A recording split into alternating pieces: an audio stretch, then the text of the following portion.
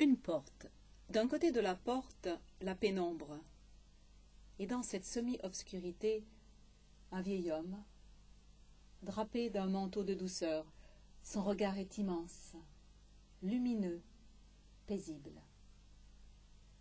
De l'autre côté de la porte, dans un jour rayonnant, un homme d'une stature impressionnante, un homme d'âge mûr, au regard vif, tranquille aussi.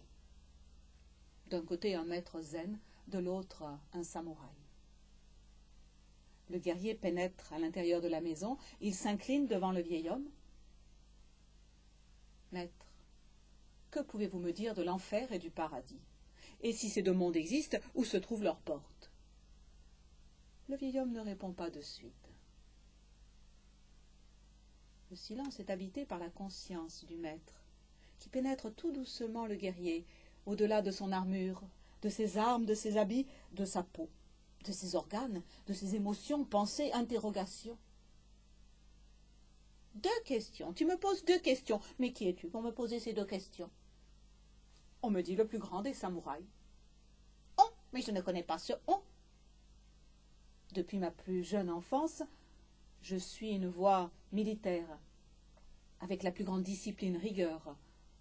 Je vénère mes ancêtres, les esprits, et la mort ne me fait pas peur. Oui, on me dit le premier des samouraïs. Oh, mais je t'ai dit que je ne connaissais pas ce on. Et toi, samouraï, on dirait plutôt un mendiant. Le feu de la colère embrase le guerrier. Il dégaine son sabre. Et tu as une arme en plus. Sais-tu au moins t'en servir? Je suis sûre que tu n'es même pas capable de me trancher proprement la tête. Et à ces mots, le vieil homme s'incline. Il laisse glisser son manteau, il dégage sa nuque. Le guerrier lève son arme dans un geste précis, chorégraphié. Au dernier moment, le maître murmure. Ici s'ouvrent les portes de l'enfer.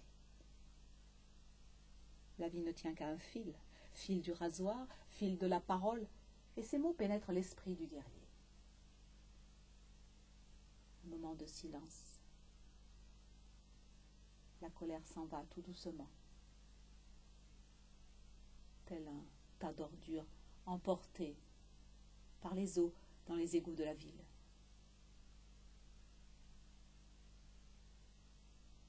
Et voilà tous les deux maintenant face à face, maîtres et guerriers.